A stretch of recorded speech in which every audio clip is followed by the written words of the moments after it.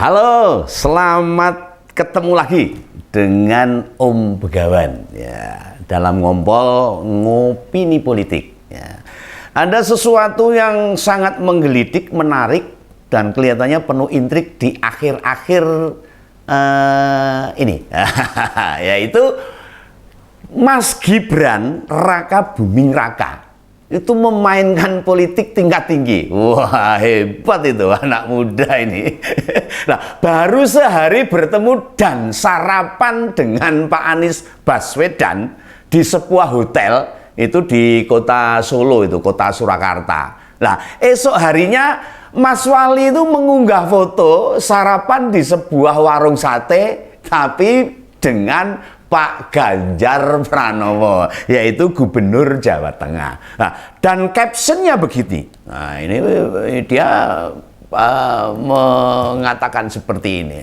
Ya, memang lebih enak makan di warung sederhana seperti ini. Nah, ini loh. Ini captionnya Mas Gibran seperti ini. Dia ini seorang anak muda loh, yang baru 2,5 tahun menjadi wali kota di kota Surakarta sana. Dan usianya pun baru 35 tahun, masih muda, tapi mampu menghentak dunia perpolitikan nasional. Oh, ini saya tidak menyanjung loh, saya tidak menyanjung, bukan menyanjung sebuah junjungan. Ini biasa, saya menilai Mas Gibran itu secara profesional, proporsional, dan memang perlu diberi apresiasi. Ya, nah seakan-akan dia ini Mas Gibran ini seakan-akan ingin berkata kepada Pak Anies. Nah, saya menyambut Bapak karena datang ke kota kami untuk sebuah perhelatan keagamaan. Kami menghormati dan menghargai kehadiran Bapak. Ya, namun setidaknya jangan memanfaatkan untuk kepentingan sesaat. Ini unggahan itu seperti bernada mengingatkan. Ya toh? Mas Wali seperti menyindir soal pertemuannya dengan Pak Anies itu dimanfaatkan. Iya, dimanfaatkan sampai ada beberapa petinggi dari PDIP yang berkomentar untuk mainan politik pencapresan. Wah, ini jangan seperti itu. Nah, itu pemaknaan saya atas status Mas Wali itu loh. Ini yang menurut Mas Begawan begitu loh ya. Dan kita bebas menarik sudut pandang sendiri. Bebas loh, panjenengan ya bebas. Menilai seperti apa bebas. Anda boleh setuju atau tidak, silahkan saja. Tetapi ya persepsi itu harus ada argumentasinya, harus ada alasannya itu.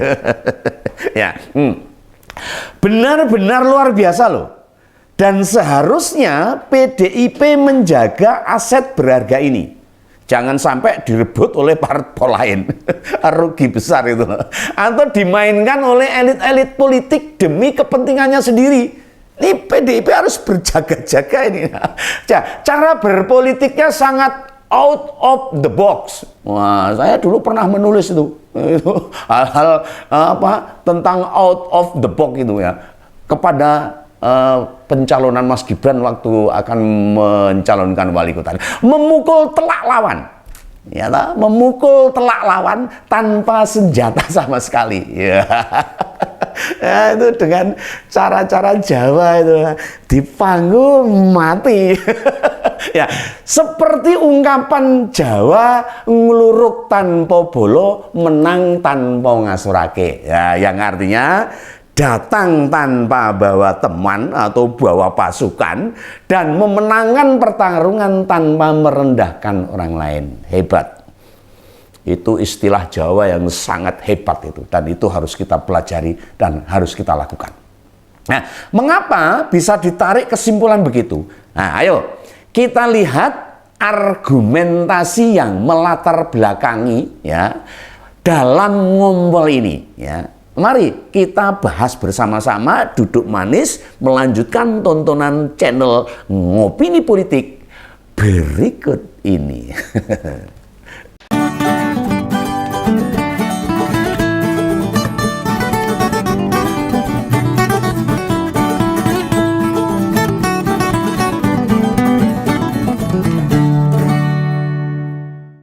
Nah, seperti kita tahu, ada pertemuan antara capres dari Nasdem yaitu Pak Anies dengan Wali Kota Solo, Mas Gibran Raka Buming Raka. Sesaat sebelum keduanya menghadiri haul di Solo. Nah, pertemuan dilakukan di sebuah hotel. Dan dilanjutkan sarapan pagi. Sebelum berangkat ke acara haul dengan menggunakan satu mobil itu, beliau berdua satu mobil itu, mengomentari pertemuan itu. Wakil Ketua Umum Partai Nasdem, Pak Ahmad Ali menyatakan bukan tidak mungkin Mas Gibran ini dipertimbangkan sebagai cawapres Pak Anies. Waduh, ini wali kota belum gubernur sudah ditawari cawapres sama Pak Anies. Ya, monggo-monggo saja lah. Berarti Pak Anies punya motif ketika merencanakan pertemuan tersebut. Wah, wes dipikir sih sebelum datang ke Solo. Atau memang ada penugasan khusus untuk bertemu dengan Mas Gibran.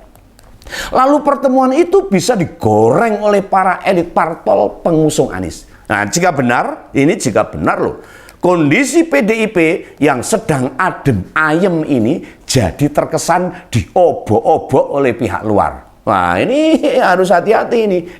Bisa jadi informasi tersebut masuk ke Mas Gibran.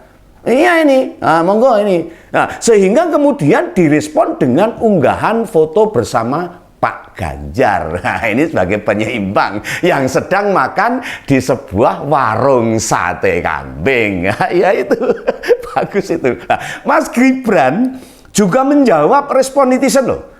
Jika tidak terbiasa makan di warung, warung sederhana, ya, jika kita menganalisa jawaban ini, sebenarnya lebih ditujukan kepada politisi pertemuan dengan Pak Anies sebelumnya. Ya, makan di warung sederhana itu lebih pas daripada makan di hotel mewah itu. Ya, jadi bukan soal rasa makanannya, ya, bukan rasa makanannya, karena Mas Gibran tahu kehadiran hotel di Kota Solo memberikan dampak yang cukup signifikan, terutama saat ada hajatan besar di Solo. Nah, seperti pada November ini, wah di Solo ini, di Solo sana itu banyak event-event itu. Cukup banyak event-event. Bukan hanya peresmian Masjid Syekh Zayed, ya, Haul Solo, namun juga ada Muktamar Muhammadiyah. Bayangan ini Solo ini kayak apa? Padatnya, hotel-hotel semua penuh.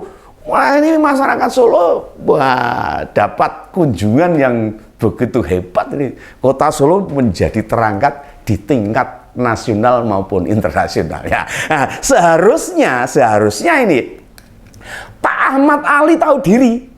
Iya, ini harus tahu diri nih, tidak malah mempolitisasi pertemuan tersebut. Ojo malah digoreng-goreng. Jangan pernah berpikir jika ada upah dari pertemuannya dengan Pak Anies itu. Wah, tidak. Maksudnya pada 2024. Nah, Nasdem akan mengusung Mas Gibran sebagai calon gubernur DKI misalnya. Oh ya, ingat loh, Mas Gibran itu politisi PDIP dan seperti bapaknya, dia akan patuh dan tertib pada regulasi partai, tegak lurus. Nah, meski politisi, jangan dianggap memiliki mental haus kekuasaan seperti Pak Anies atau Mas AHY. Nah, Pak Jokowi dan Mas Gibran adalah orang-orang yang tahu tentang proses pembelajaran. Tahu dirilah, tahu diri. Sebagai orang yang ada dalam sebuah organisasi partai politik. Atau juga tidak perlu diiming-imingi kursi calon gubernur Jawa Tengah. Oh, rasa nggak usah diiming-imingi. Toh jika sudah waktunya, tentu akan disampaikan dan tidak perlu menyediakan gerbong itu. Sebab dapat dipastikan Mas Gibran tetap setia di PDIP. Percayalah. Inilah bedanya keluarga Pak Jokowi dengan keluarga politisi lain. Cermati saja. Anda panjenengan bisa cermati. Para politisi lain akan menenteng-nenteng anaknya. Oh iya, dikenalkan di mana-mana ya. diminta pidato, diberi panggung, ya, bahkan diberi jabatan istimewa di partai. Tapi hal itu tidak bakalan ditemui dalam keluarga Pak Jokowi. Mas Gibran nggak punya jabatan apa-apa loh di partai, di PDIP.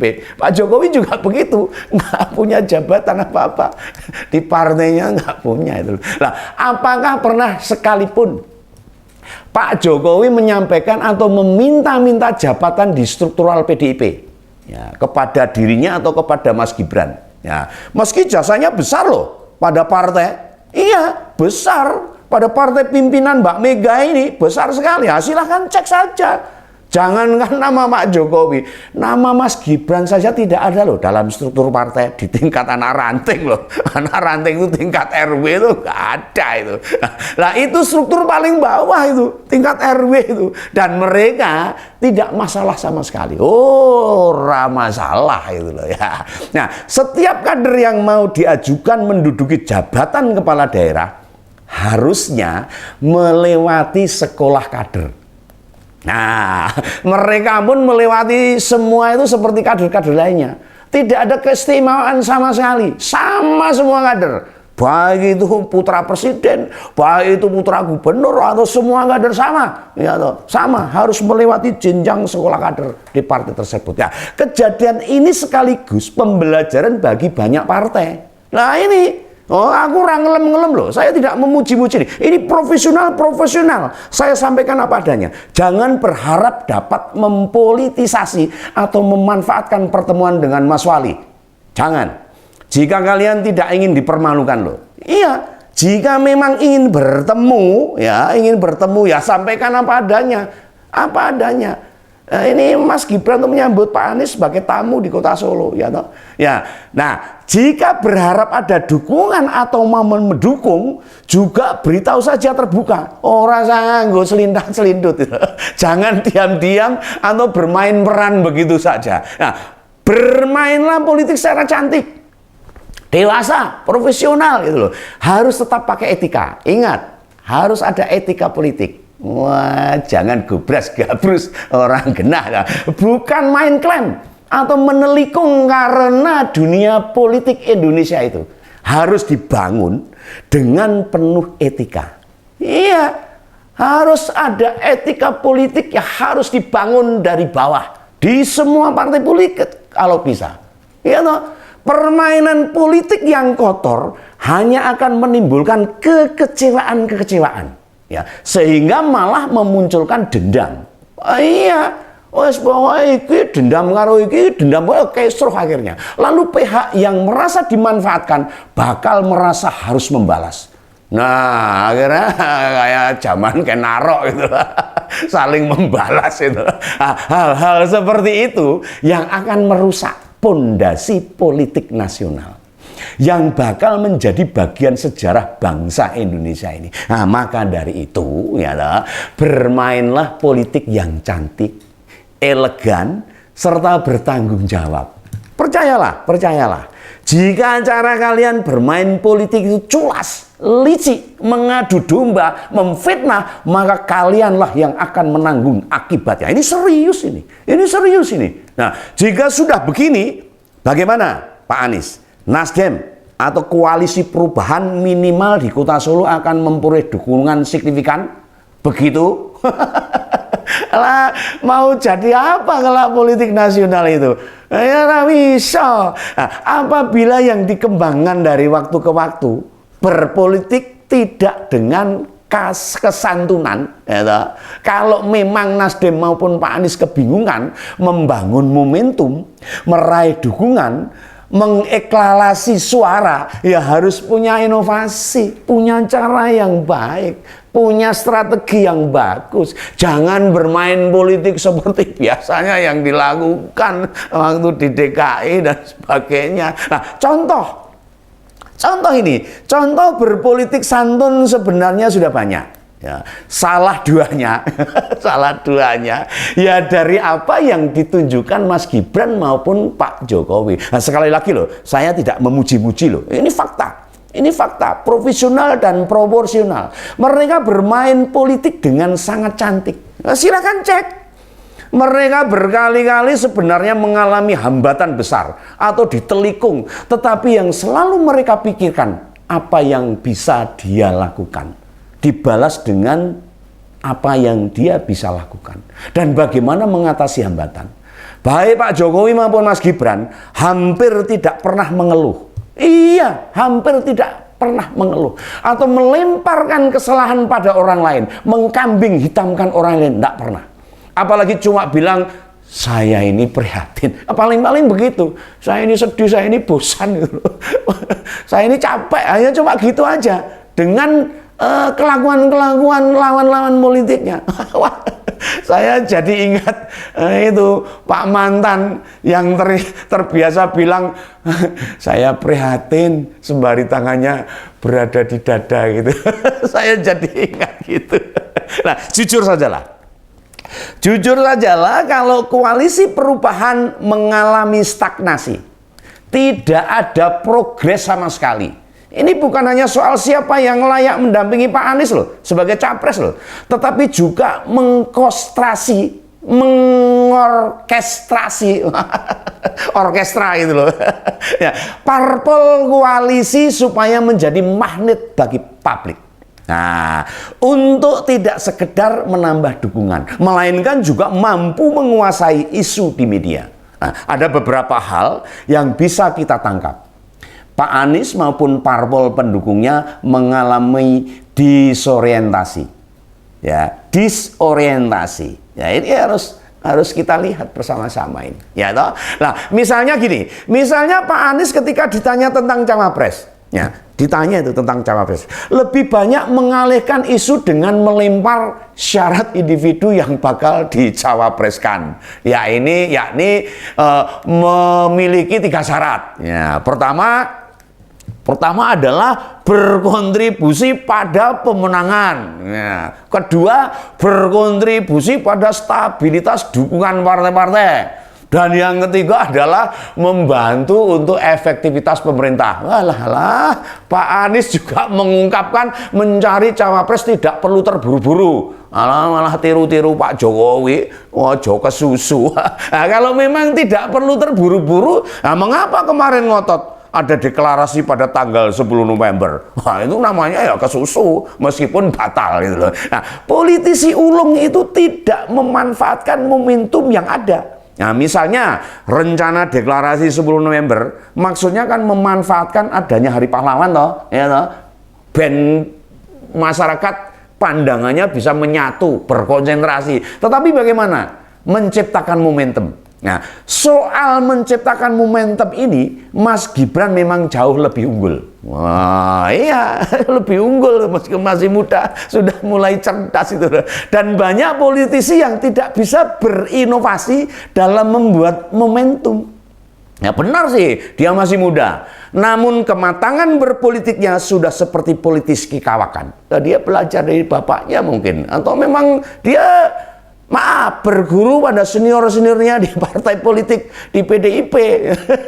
Katanya berguru pada Pak Anies. Saya nggak percaya itu. Kalian para politisi kawan di seantero Nusantara ini, wah, di seluruh Indonesia ini, belajarlah berpolitik yang cerdas, santun, dan membawa dampak positif bagi warganya, seperti yang dilakukan Mas Gibran. Karena yang selama ini yang dia pertontonkan merupakan gambaran kematangan berpolitik. Ya itulah. Nah, monggo buktikan saja. Ya, silahkan datang ke Solo sana, di mana Mas Gibran menjadi wali kota. Silahkan belajar di sana. Nah, gitu ya, para pemirsa. Sampai ketemu di ngombol ngopini politik yang asik, menarik, sedikit menggelidik, ya kadang-kadang bikin hati terusik. Ya, kita jumpa lagi pada ngompol ngopini politik berikutnya. Sampai jumpa.